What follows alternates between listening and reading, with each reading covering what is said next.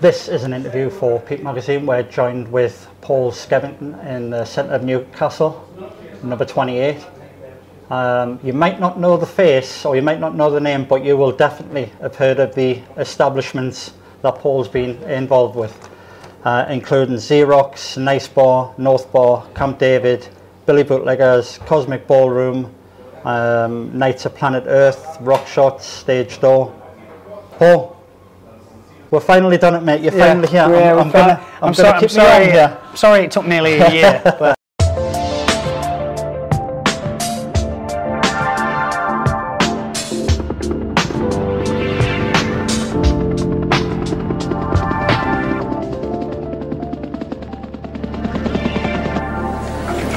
Paul, thanks for joining with me. And, no problem.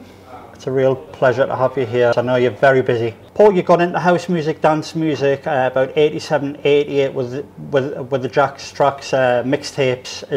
Was this the start of your journey of entrepreneurial spirits? Not really. I mean, at the time, it just blew my mind as a form of music. I was into technology and sci-fi and just anything computery. You know, with the early sort of computer boom of the late 80s, I used to have an Acorn Electron and ZX81 and all that kind of thing. Yeah. So all of a sudden there was music being made by computers, and I was just on it straight away. Yeah, the Jack Tracks US import stuff was probably the earliest stuff. I used to, although Slam Future, the classic acid track, ironically used to get played at an under-18s club night I used to go to on a Tuesday. So I'd be playing all the 80s pop, and this guy somehow had got like a promo from the States, and in the middle of it, every week, he'd just drop that in the middle of whatever Madonna had been on before, and God knows what had been on afterwards, and it was just, you know, yeah, I just jumped on it straight away, you know. A bit of a life changer, a bit of a cliche, but yeah. Cool. So at that point though, I had no idea I would ever go into it in any way. It was just what I got into when I was probably about, you know, 16, 17, 18. What made you want to study computer programming at Northumbria University? Well, I knew I wanted to go to university, because if you've been to Lincoln, you'd know why. I've never been to Lincoln. Yeah, well, you're not missing much. So, you know, to me, Newcastle was like a, you know, big city, and to be honest, I didn't know what to do, so I applied for business studies. Yeah. Just like kind of just what everyone else was doing, and then I didn't really realise that computing was a degree, and you know, I was into my computing and computers. So literally about 2 days before the deadline, I kind of read up the course and just tried to switch to computing and business, which was what I ended up doing. What was it? You were into computing because you were into the Spectrum games and stuff? It was the games. It was the games that got me into it. I mean, I did ZX81, which it's like 1K. Yeah. You know, I had a 4K. Oh, did you? I had the ZX48. Right. Was that 4K? Was that not the Spectrum? Yeah, the Spectrum. Yeah. Well, the ZX81 was the one before the Spectrum. Oh, right. So it was just black blobs, black and white, and it was the precursor to the Spectrum. Sinclair. Oh, wow. Yeah. Sinclair, yeah. So whilst at university, you got involved with the student union, ENTS? Yeah. So I don't really know how it happened, but I got involved with the club nights and things that were going on via getting on the ENTS committee. So it just ended up meaning that I'd go around town and help promote the nights that were on at the university. So I got to know the routes around town, where the posters, where you were allowed to put posters, where you were allowed to put flyers. So yeah, I was doing that as a student for the university while I was studying. Were you kind of doing cheeky club nights then, or were you doing house parties and whatnot? I was doing great big house parties. When I think back, you know, things you would never get away with now. My era of the bigger ones were in Jesmond, right next to Rehills. Wow. On a first floor flat, and God, I mean, I used to drill holes in the walls to mount lights, to have a big rig in the lounge and a big rig in the bedroom, and just a couple of 999 calls. That I got the police at 10. I got walked out by 4 police one night from the top floor, just literally like that. And there was one either side. And they took me outside. This was a Tuesday night, right? And I had DIY who were the guys from Nottingham, Diggs and Wush. Got you. Had been DJing at a club night a Tuesday very early on when I was doing it fortnightly. And I was when I think back, I mean, I was just a nutter, you know. So on a Tuesday night, yeah, I was absolutely packed out, and the police were it was literally, mate, get everyone out, turn the music off in 10 minutes, or we're going to throw everything at you, and you're coming down. So I had to close. But I regularly had parties at that address. I can't remember the name of the street, but it's just round the corner from Rehills, which, if you think about that now in Jesmond, I mean, you wouldn't be able to turn your hi-fi up loud without there being loads of grief, you know. Oh yeah, because I was under the impression you lived temporarily at the bottom of Westgate Hill. Is that just? Yeah, I did for a while. I lived at the right. top of Westgate Road, and I used to do a load in the back garden there. I just used to do the parties all the time, you know. I just, you know, sounds bad now. Just it was just like a way of life. People wasn't went to a club and it was late, and it was like, right, yeah, come back to mine. I'll rig the system up, and that's it. Let's go till sunrise, you know.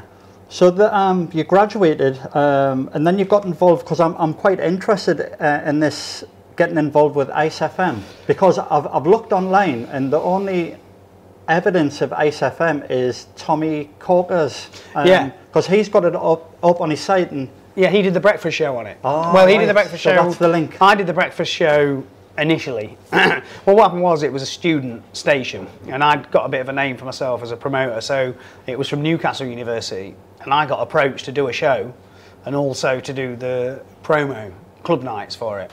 Well, the promo for it. So I started the club night Nice off, because it was Nice and Ice FM, and anyway. So oh yes, nice. You know, so I ran these club nights, were really successful, really off the back of my house parties, really. And also, there's a lot of goodwill when you're giving someone something for free. I mean, back then it was an FM station.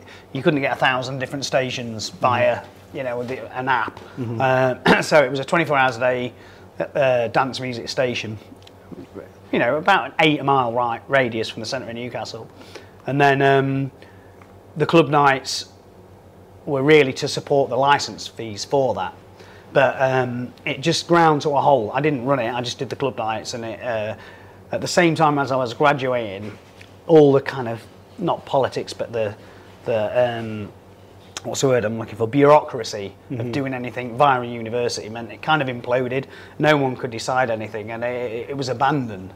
So I went to Newcastle Uni with a friend and said, look, I want to take this as a private company. I want to get it set up. You know, you're not going to do it again. So they agreed to give all the equipment, and said, they kind of laughingly said, yeah, all right, mate, if you can raise the $9,000 back. This is back in about '92. Yeah, that's a lot of money, isn't it? Yeah, it was loads of money then. You know, I mean, I graduated without a penny, so we had to get sponsorship. And anyway, they said, look, if you give us an advert equivalent to a couple of grand, if you get it on air, you can have all this equipment. So I got the equipment anyway, yeah, and got it on air. So then from the second, third, fourth and fifth broadcasts were run by me as a company going for a bid, because there was a big regional licence on the way. It's currently Capital. So Capital FM Northeast is the regional Northeast FM licence that was won in the 90s. Yeah. So I just really chucked all my onions into hoping I would get this get the full-time licence, but in the end I lost out to EMAP. But you were looking for the RSL. Is that what you wanted? That was what we did, restricted service licences back then, which I think you can still do them now. But it's a legal 24-hour broadcast. Sorry, 28-day broadcast. 28-day. And there's a lot of restrictions on how powerful your signal can be and all that kind of thing. So, but they were very powerful when you came to trying to get a proper licence. Yes. So on paper, we were favourites in the industry to win the licence, because doing 5 broadcasts in your own area that you'd funded yourself meant that you had a commitment to that area. Of course, yeah. And we had Gordon McNamee was the chairman. MD, sorry, it would have been his first ever job, when he finally sold his last shares to EMAP for Kiss in London, his first job was going to be moving to Newcastle if we'd won the licence. But anyway. How cool would that it would have been really cool. Just meeting him, I went down to his house during the bid process, and I mean, it was all a bit mad for me because, you know, they were like, right, we're having another meeting, it'd be at the Groucho Club in a private little room. I didn't know what it was, and I'd just be walking in going, sure, I've seen all these people on TV and that. And take you to a little room. So I was a bit overawed by it. Of course. And I think that's one of the reasons we lost it, because I let them write it. The bid, it's a big sort of like questionnaire of why you should get it, and when I think back, it got a bit hijacked by this big film company, Gordon McNamee, and all these consultants wrote it, and it became a bit London centric with a patronising view of the Northeast, instead of a kind of, you know, when I look back, kind of what you don't I want. should have just said, fuck off, I'm writing it from the heart, this is why we should get it. You know, 90 people had got broadcast experience on it, and I think they could see it was London money people had hijacked the bid, and I think that's why we didn't win it. I mean, I can kind of see where you come from with Gordon Mac having the experience of Kiss. Yeah. So you kind of, you put all your trust into the people who come before you. I was kind of, who am I? Yeah. Do you know what I mean? Who am I to put it? So, but when I think back, it was a good while afterwards I thought that was it. But at the time, I don't know if it was purposeful or not, but, you know, he'd be driving me around all these clubs in London in his Porsche. We'd walk in everywhere, get champagne good. You know, he was he was a great guy. Personally, I got on with him really well. He seems really cool. Oh yeah, he was really cool. But he was kind of, I guess, like the front man for it. But a similar thing had happened in Leeds. Leeds had got a Kiss, and I think shortly after they got that, you know, some people sold up certain amounts of it, and I don't know full ins and outs. I don't know how this bid won it from for Chrysalis, it was called. So Galaxy FM were the station that went up. No affiliation to the Northeast. They'd never done anything up here. But, you know, that's the way of the world. There's no second place, you know. Like, when they got that licence, that was 5 years of my life that was kind of shit. I've lost it.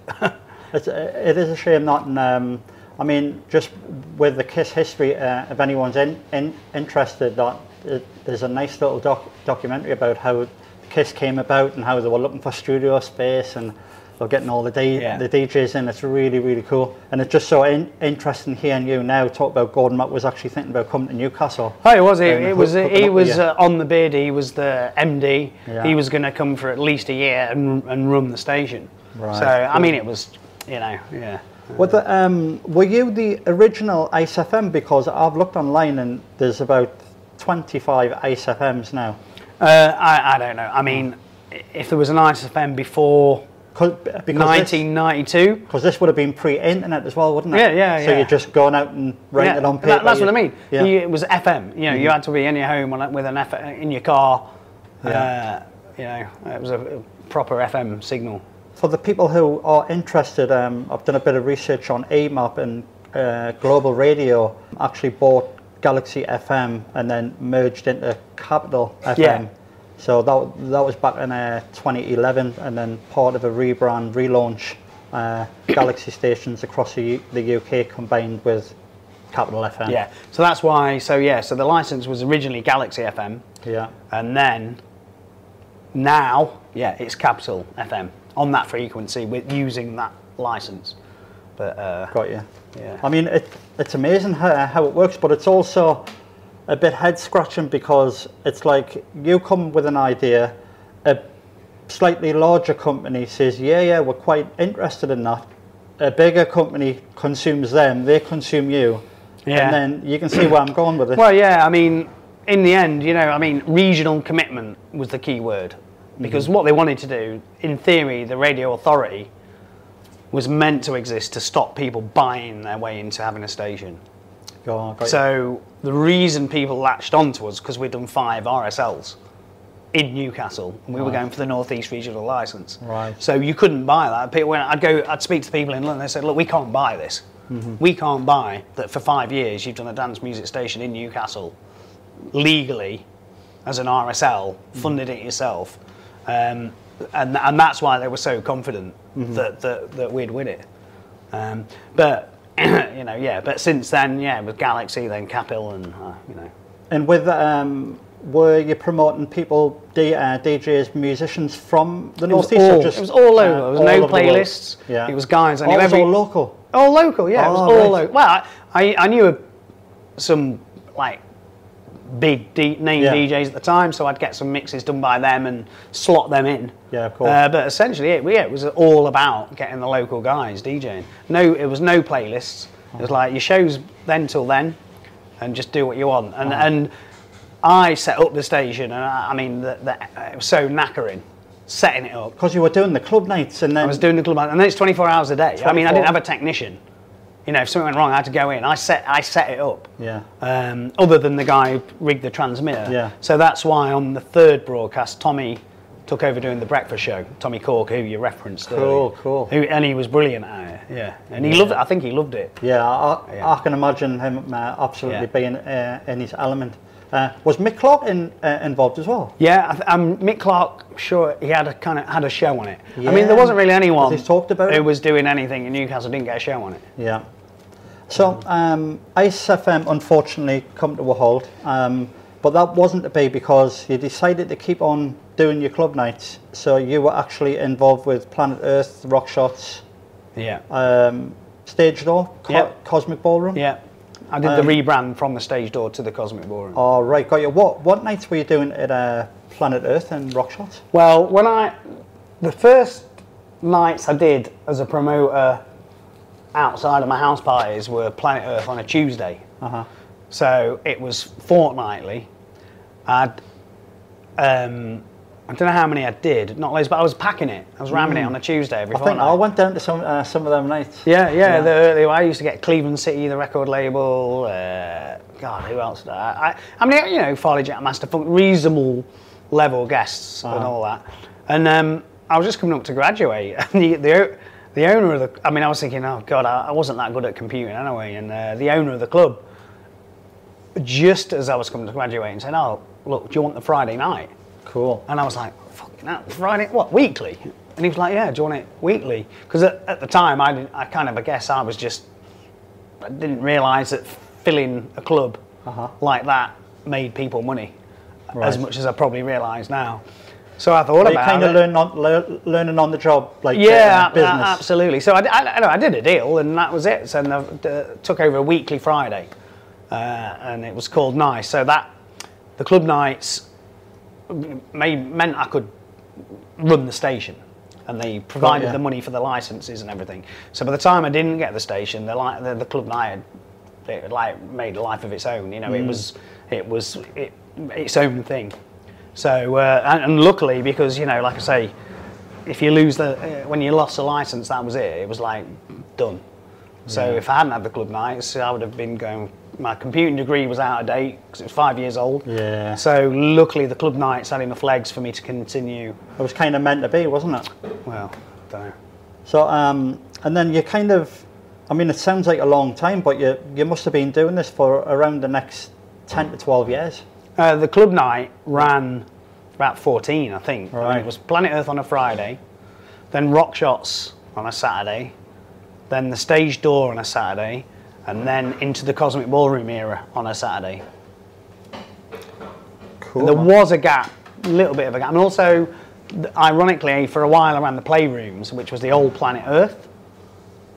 So after starting at Planet Earth and leaving Rockshots, the Planet Earth was available to lease for a short term, and that became the Playrooms. So Nice was at the Playrooms for a while. Planet Earth is, for the people who are interested, is it where the gate is now? Yeah, Low Friar Street. If you go up to the gate and turn left down Low Friar Street, it was about a third of the way down on the right. And then it was upstairs, wasn't it? Yeah. It was upstairs, yeah. I used to go there quite a lot. And it was, not on your nights, I think, much after that. It was kind of a hit and missy night. Sometimes it was absolutely heaving, and then some weekends there was just nobody there. Yeah, but not, again, like I say, not on your nights. Yeah, well, the rest of there wasn't really anything credible around the rest of it. But you know, that Friday became so big, the Saturday was busy. I think because it was just so on the map from the Friday. It was a good club. I mean, I think Planet Earth is probably remembered quite fondly. Oh yeah, definitely. By people who used to go. Yeah. I know you had the Rockshots as well, but I never went in Rockshots. I think because I was maybe just not in the know then, but I thought it was kind of a rock, but it did have rock nights, didn't it? Rockshots. Yeah, it was all over the place. I mean, it was a gay club primarily. Yes, that's it. And it closed down over licensing issues. Then it reopened, and it never quite got any traction. I think it was quite struggling. Well, I've told the owners a year in was sort of going, oh, you know, between me and you, that first night we had to go to the cash and carry to buy the booze from the money. You know, they were it was close to the edge a bit, but yeah, it just landed with a bang on a Saturday, and then Bulletproof started on a Friday, which was a bit more hip hop and indie. Yeah, and then it had a real big run then. I think I remember just to touch on Rockshots. I remember going past there like as a kid, and I think what put us off was it looked like a porno venue. Yeah, I know the sign. The signs. Yeah, it did it. Yeah.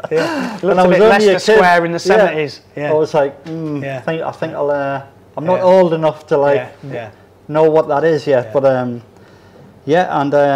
then you made a tune as well, Kendo Nagasaki. Yeah, well, at the time there was a record shop called Bass Generator. Yeah. Down on Dean Street, on the way down to the quayside. So I used to shop there every week for my records. And if I'm honest, what happened was I was really good friends with the guy who worked there, Michael Devlin. And one day he said, "Look, I'm going to make a tune." He said, "I've got nothing to pin it to." And it's not like Nice was the biggest club in the world, but it was regularly in the magazines. And he said, "Look, how about, we put it on Nice vinyl, so we can, it's a bit more of a story." He was a resident of the club, put it on Nice vinyl, and anyway, so that got released as the first release on Nice vinyl, and got to number 7 in the national chart. So it's amazing, isn't it? Yeah. Not a lot of people know that either. Yeah. It's a first here on Peep, you see, it's a first. Yeah. Well, it actually got signed by London Records by Nick Raphael, who was one half of Trannies with Attitude, who was the promoter of Vague in Leeds, which was a similar kind of mixed up for anything club night in Leeds, quite legendary. Vague, it was called. Vague. And then he went to work for London Records with Pete Tong. So that was the connection that made him go. He just rang me up, going, this Kendo Nagasaki, out to do. I said, well, he said it's on Nice vinyl, isn't it? Because he DJ'd at the club. I was like, yeah. I said, well, it's a bit of a promo thing. It's not my tune, but it's on my label. And then he took it on, signed it, got some people think it's a bit of a cheesy vocal on it, kind of I Need a Lover got a female, pop friendly vocal over it, and it just went massive from an underground club tune to like say top 10. You're gonna have to listen to this tune. Yeah, you'd know it's a big piano track, Kendo Nagasaki. Yeah.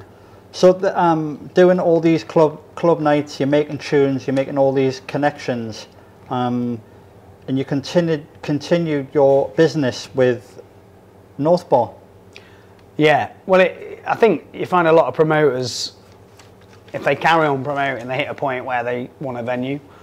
So over the years there's been North Bar, Camp David, Nice Bar, then currently number 28 that we're in, which I was involved with Billy Bootleggers, but with COVID and everything, I've kind of like retreated back into the one solid venue to consolidate everything, and at the minute it's just here. So I mean, how do you go about like acquiring bars? I mean, is it like buying a house? No, well, I mean, everyone gets in a different route. The reason I managed it was because I think Nice was well known in Newcastle as a club night, and we did a big festival at Newcastle Racecourse, and didn't make any money on it, but we got about 3,000 or 4,000 people. I mean, it was all over Radio 1 and everything. Newcastle, the Newcastle Brewery supplied the bar, We didn't get a cut of any, but anyway, I think they took about £70,000-80,000 in a day. Back in 90, whatever. So from the day that went on, and again, you look back at these things and you don't get it at the time. All of a sudden, a week later, I'm in Newcastle Racecourse boardroom. There's Mr. Big from Newcastle Breweries, Federation Breweries, and there's all these suits around you. Yeah. Because they're going, how do these fucking guys get 3,000-4,000 people out in a field and take over the racecourse, do it legally, have doormen on, and then and give us this bar take. So we found it quite easy back then. People would kind of like, look, get a bar, we'll fund it for you. It sounds a lot like when we're chatting to Tom from World Heads again. It sounds a lot like how he he was doing with the Trent House. Going out club nights on the beach and getting like a pay in and buying loads of I've read all that. It's fascinating on the website. And I remember reading all. I found out quite a few things I didn't know from before he did the radio show and all that. Yeah, man, it's absolutely amazing, isn't it? Crazy. Yeah. So Tom, if you're watching this, nice one, mate. Nice one. Paul, have you encountered any hostility along the ways of acquiring all these pubs, bars, night venues, gigs, and have you encountered any competition, and how do you kind of deal with it? I mean, it's always a competitive industry, in the 90s, who wouldn't want to make a living running a big weekly club night? And if I'm honest, although I've been here 30 years now, I was just this student from Lincoln. So without a doubt, that I felt there was an element of going up against a bit of a boys' club up here a bit, and I think you had to work harder to be accepted if you wasn't from the area.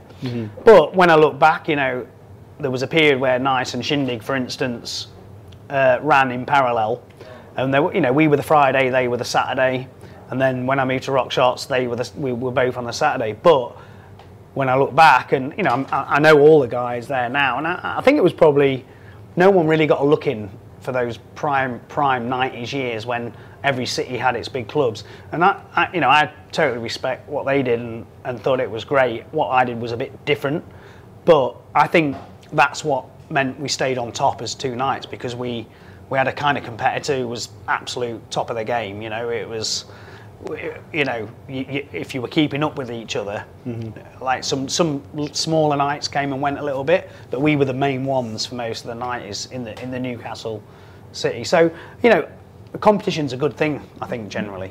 Oh yeah, definitely. So there was always competition, and there always is. The bar and club industry. But I don't know. Maybe all industries are the same. I don't know. Yeah, I mean, most definitely, especially the media game. It's like cutthroat. Yeah. Like if people step on your toes, they will. To get an extra clip, they'll do it. Yeah. To get an extra few views, they'll do anything. It's mad. I'm interested to hear what your thoughts are on the Reuben brothers buying up a lot of land in Newcastle and the council's core strategy, urban core plan. What's going on now around Pilgrim Street and the Market Street. What's your thoughts on all this redevelopment? I mean, I think it can only be a good thing. I mean, obviously, as a bar like this in the city centre and other. I know most of the people who've got bars in Newcastle is you take your money on a weekend. Yeah. But for instance, when I think back to No28 Bar era, which should have been mid-90s, I guess, every night could be busy because there were people around all the time. Monday, Tuesday, Wednesday, Thursday, Friday. It wasn't weird to be out in the week, and you still maybe get 40 or 50% of what you did on a weekend. And then you make it up on the weekend. And then you'd have your weekend. Whereas now, like. Your midweek in the centre of town is really weak. That's partly because of COVID, and partly cultural, but also there's not that many people working in the town. So from what I gather, there's going to be 9,000 people working for HMRC in 6 minutes walk away from here, and within within 6 or 10 minutes walk from there, they can hit any bar in town. That can only be good for you. It can only be a good thing, surely, because, you know, if 2% of them go for a drink and something to eat after work, it's lots. Do you know what I mean? So I think it's good, you know. I mean, it's all that big business, you know, greed, the 1% and people. But, you know, be that is made with the Reuben brothers and not that I know much about them. I think it's got to be good for the city what's happening down that street in the long run. Yeah, of course. This is number 28. It used to be the Red Rooms. Yeah. Well, it was the Blackett Arms originally, way back in the day. Oh wow! So the Blackett Arms was a bit like the Black Garter, around the corner. You know, cheap and cheap. You know, all sorts went on. You know, den of iniquity, I think you'd call it. And so there was the ground floor. There was a ground floor, a cellar for its beer, and this was its function room. Wow! And it used to be called something else before the Red Rooms. I can't remember if it was. Oh, what it was called? Coast. It had a name anyway. It was, you still hear people going, "Oh, I remember this used to be this sort of club way before the Red Rooms even." But yeah, but it was all the Blackett Arms back in the day. Yeah, man. I mean, I'm looking around the pub now in number 28, and you've got like stuffed animals. You've got Helmut Newton photography. Yeah. You've got Victorian porcelain and stuff. I mean, where does all the eclectic taste like come from? Where? Well, I mean, when it was anyone who'd been to the Red Rooms will remember it was a black room. That was it. It was just, and at one end there was a dance floor, and it was great for a dirty techno night or whatever. So when I first sort of started looking at getting this place, I just thought, well, I'll make it a club and tidy it up. But as I started to take things down, and you know, I wanted a bit of an element of, you know, the outside, inside, and some of the things in here now probably look a bit cliched, but like this 12 years ago, this was a very, very new kind of look. But as I started pulling it down and, you know, going around, you know, these windows and sandstone uncovered, so you know, I kind of made it up as I went along, literally. But I always had that theme of because I'm from Lincoln, there's a big antique fair in Newark.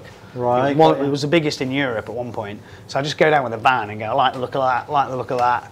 I have no idea where they go. Chuck it in, I'll have a lamppost that might come in handy. Yeah. And then everything just came together with all the bits and bobs I had for the opening night kind of thing. Wow, it looks great. So, yeah. Looks absolutely great.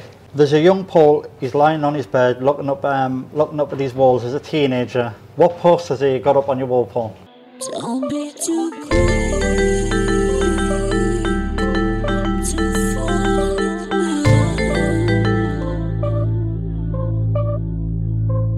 Do you know what? I'm not just saying it. I was never a postery kind of. I already know this because. Really? Yeah, because we've done this little pre-interview. Really? And I can't remember. And I happen to know that you were a massive 2000 AD fan. I was a big 2000 AD fan. And you've got a little story about having original... Nightmare, you mean? Yeah, a nightmare, yeah, sorry. Yeah.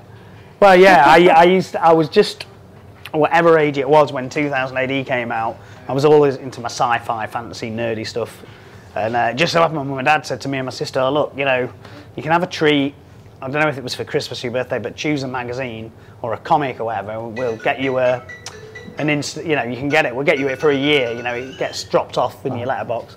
So I just chose 2001 AD and I just loved it, you know, like whatever, I can't even remember what age, but... Could it have been about 86? Yeah, maybe. I mean, I'm sure it'd be Googleable when it started. I had it from issue 1, and you know, I'm not kidding. I couldn't wait because it was serialised, and you know, it was Judge Dredd, all these, some of these things were so big. Warriors, Judge Death. Yeah. So Anderson. Strontium Dog was another. Strontium Dog, absolutely love that. Yeah. So Robo Jaws. Yeah. And the two robots. Judge Anderson. Yeah. And I couldn't wait. I couldn't wait for it to come each week. So anyway, I don't even know. I had boxes of them like that. Yeah. They all got a bit battered and everything. And I had them years. I'd read them, and then obviously grew out of it, chucked in the cupboard. Then my neighbours had a young son, And they just got talking to mum and dad and said, oh, Paul's got a load of old comics, and she said, they said, oh, do you mind if thingy next door has them so her son can read them, because he's like 9 and she thinks he'd be into it. So I got these huge boxes, took them, I don't know how many, 100. Yeah. Plus maybe the first 100 from the first issue. Anyway, a week later, I was around my mate's house, and he just had this like thing on the wall, 2000 AD comic, all in glass, and I was like, oh bloody hell! I said, oh, I used to love that, because I had no idea it had gone bigger. And he said, yeah, this is issue 196, and it was like 40 quid, and yeah, it's like, it's a good because of this and that. And I said, oh right, are they worth any money? And he said, are you kidding me? Worth a fortune. And I said, really? And I said, oh, I've got the first 100 of them. He goes, and he didn't believe me. I said, yeah, I got them when they came out, because this was 10 or 15 years later, this was. Right. So I'd had them, kept them 10, 15 years. And he said, I'm not kidding you, Skev. Like, you've got the first issue's worth whatever it was, hundreds, and maybe, I don't know, thousands by now, I don't know. And it took me ages. I wouldn't believe him. He said, look, honestly, I swear on my life. And I said, and then I went, oh, fuck. I said, oh, shit, actually, after all that time, a week and a bit before I'd give them to my neighbours, I said, oh, my neighbours have got them. I said, I'm not giving them to keep. They've borrowed it. Yeah, you can borrow them temporarily. And we literally got on the bus. Yeah. Because I was in the centre of Lincoln, I lived out of Lincoln, straight home, went home, knocked on the door, and the woman answered. I said, oh, like, you know those comics, like, I want them back, as he finished reading them. And she went, oh, them, oh. And she'd had them 6 months. Oh. She said, oh, I chucked them in the bin on Monday. And I said, you're joking. She didn't give a shit. She was, Yeah. I was like, oh, God, they're worth loads of money. You're joking. And anyway, this was something like, it was a sale went on a Thursday. She said, oh, I'll put it in the bin Monday. Then she went, oh, hold on though. I don't know, when's the bin man come? The bin man might not have been yet. Yeah. And went to her bins, and the bin man had come the day before. And they just all got missed out on a day from X amount of years. Yeah. So after keeping them that long, I missed them by 3 days. And I couldn't explain to her. She was just, oh yeah, I chucked them away. Yeah, that issue 1 now has got to be worth about 5-10 grand. Really? Easy.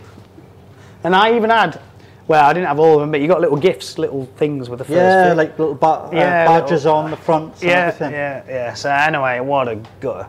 Yeah. I mean, I've got a lot of them in the house, but I don't know if I've got the first few hundred, but I have got about 2000 ADs. I've got the annuals as well, the graphic novels, Slain Horn Guard and all the rest of them, drawn, illustrated by Simon Bisley. Oh, right, Just, okay. you know, when airbrushing was like massive. Right, yeah. I used to like heavily airbrush, and I'm really into 2000 AD. It was great. I mean, it really was amazing storytelling and artwork. It's all cool now and worth money, but things get like that because they're so good. Yeah, it was a way of life, wasn't it? It was every Thursday, I think. Yeah, it was Thursday. Yeah, it was Thursday, wasn't it? Yeah. I used to run out from school, and there was like a corner shop. We used to like 2000 AD, and he was like, oh, I think it was 87p. Yeah, right. I can't remember. Well, it was 87p. I was looking. I'd got it as a treat, So it just, they said, right, we're going to get you it for a year or whatever, and obviously I got into it. I don't know how long I got it for, but yeah. So I didn't even know it just turned up. Just absolutely brilliant. Yeah, absolutely brilliant. Paul,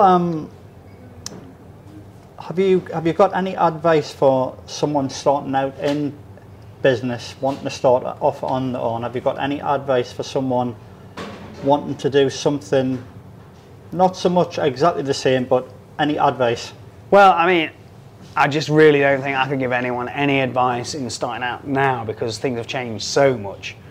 When I started out, it was the personality of your flyer, your residents, getting access to the DJs who were big.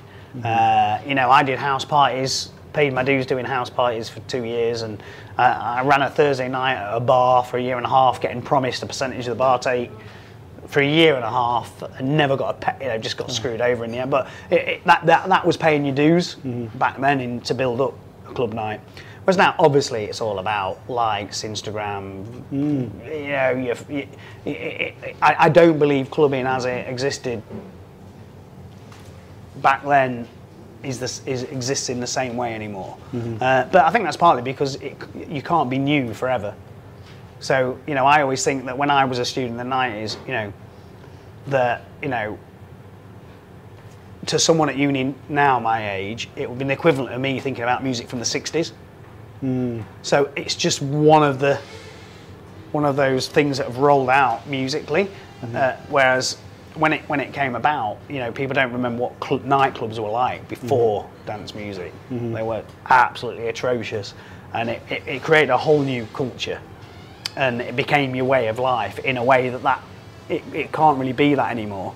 So I'm not saying like some people are really like, oh, it was good in the old days, everyone's a dick now, and they just get the phones out. That's all they know really about this particular style of music. So, you know, God, if someone came up to me now, I mean, they might as well go and talk to, you know, Janet at Tesco has asked me, because I think it's a completely different universe to get into, clubbing and promoting. You know, I could go, be true to yourself, man. But you know, I just think it's be real, man. It's just, you know, it's different. Yeah, it's like a different game. But I think I mean, if someone came in a time machine, jumped in here now, said, "Oh, hi, you know, I've just jumped here from 1990. Can you give me some advice of what to do now?" I could probably give some good advice. Looking back, yeah, definitely. But I still think you've still got the nuts and bolts of the ethics of business about, you know, doing, because you're quite successful with the pub, and the marketing behind the pub's quite nice. So you're still doing old themes, but bringing them up. Yeah, I mean, you know, I think being independent, it's a small proportion of the city centre. And you know, I don't know, you know, most people I know are into it. They've all taken very different routes. That, you know, I think some things in life there isn't a school or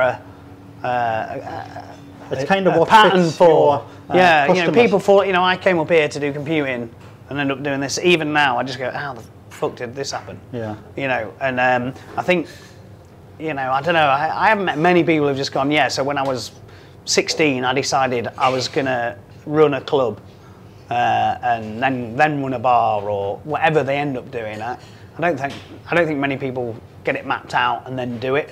I think it just you fall into what you. Yeah. Well, I fell into what I do in a way. Yeah. When we were at the playrooms that I mentioned, was the old Planet Earth. We had Farley Jackmaster Funk and Marshall Jefferson DJing on a big USA vibe. And I found out it was Farley Jackmaster Funk's 40th birthday on that night. And anyway, I mean, I used to just get hammered. You know, the club night, I'd be a punter, you know, on the night. But anyway, I thought, right, whatever happens at midnight, I'm going to go up and get everyone to sing happy birthday to him. So I went up, dead on midnight, pushed everyone out of the way a bit, couldn't find a microphone. Got the headphones, you know, like you could put the headphones in, and so I put the headphones in, feeding back. I'd got this massive sound system in, and I'm tone deaf. I'm the worst singer in the world, and there was like, on that night we had like 800 people going mental to Farley and Marshall Jefferson, and it just was like tumbleweed initially because the music stopped. There's all this feedback. Everyone's like, "Fuck, what's that dick doing?" And then I went, right, it's Farley Jackmaster Funk's birthday today, let's go. And I just went, happy birthday to you, nothing, happy birthday, and then anyway, by the end of it, the whole club, like 800 people just going, happy birthday, dear Farley Jackmaster Funk, and they all sung happy birthday to him. And I'm sure he'll, like, you know, he looked quite choked about it. It was, and then it was it. Just pressed, you know, start, and the music was off again. Paul, thanks, mate. No, we're finally done it. No, bro, it's been enjoying reminiscing. I've forgotten more than I can remember. So. And then I just want to say, if ever you're going to get rid of that Helmut Newton photograph, I'll buy it off you, mate. If you ever want to get rid of it. I tell you what, I got that blown up from a book that big. Did you? And I got it drum scanned. So I don't know, I'm going back a bit, but a drum scanner is something that the scanner spins, so you get that ultra high resolution. Really, really good quality. Yeah, I mean, if you go close up, you can see the pixelation a bit. Yeah. But that was from a book that big. Wow. But an ultra high resolution scan of the picture, and then I just went around to a printer and said, blow it up for me, please. No, it's cool. It's cool. Yeah, it's a great picture. But Paul, thanks, mate. No, thank you. Thanks a lot, I finally got round to it. We've finally done it.